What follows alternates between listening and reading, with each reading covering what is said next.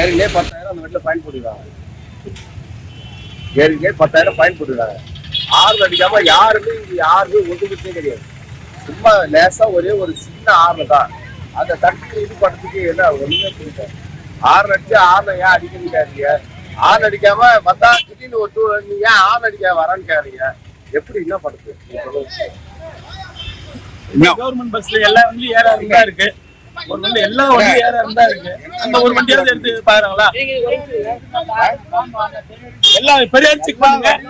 Periyar check பண்ணுங்க. பெரியார் மட்டும் லைனா போயிட்டு இருக்குது. இப்போ பஸ்ல இருக்கிற ஆறு நடிச்சா கேட்கலையா சார்? பஸ்ல யார் நடிச்சா கேட்காது சார். யார் நீங்க அது வந்து லைட்டா தான் கேட்கும். இப்ப பெரியார் தனியார் மட்டும் செக் பண்றாங்க. பெரியார் செக் பண்ண சொல்லுங்க. கவர்மெண்ட் பஸ் செக் பண்ண சொல்லுங்க. பண்ண முடியாதா? நீ ஒரு உங்களுக்கு சொல்ல சொல்லுங்க சார். நாங்க அந்த ஆர்டர் வச்சு ஓட்டுறோம். இவங்க எதுவுமே இல்லாம எல்லா வண்டியும் சரிசமா ஒரு ஆர்டர் வச்சிடுறாங்க. ஒரு மாசத்துக்கு முன்னாடி 10,000 ஃபைன் போட்டாங்க. இப்ப ஏன் திருப்பி வச்சு ஆர்டர் வச்ச நீ? அந்த ஆர்டர் இல்ல. அது 10,000 ஃபைன் போடுறதுன்னு கேட்க கூடாது. அப்புறம் 10,000 ஃபைன் போட்டு திருப்பி கூட தப்புல அது. அந்த டப்பா அந்த விட்டு வேற ஆர்டர் தான் வச்சு. இன்னாரம் வைக்கணும் வண்டியில. அது கேளு இன்ஸ்பெக்டர் கேளு. அவரு கேட்டா நீங்க என்ன பண்றீங்க எதுக்கு இருந்தாரு. சரி ஒரு மாதிரியா பார்த்துக்க என்னத்துக்கு யார் வச்சா சார்? கவர்மெண்ட் பஸ் மட்டும் சொல்லுங்க. பெரியார் செக் பண்ண சொல்லுங்க.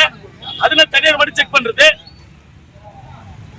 வண்டி வந்து லைனா வந்து இந்த வண்டி விட்டு இருந்தா இருக்கு கவர்மெண்ட் பஸ். அதுலயும் ஏறாரு இருக்கு. அதையும் செக் பண்ண சொல்லுங்க. நீங்க எல்லாம் செக் பண்ணுங்க. எல்லா வண்டியும் செக் பண்ண சொல்லுங்க சார்.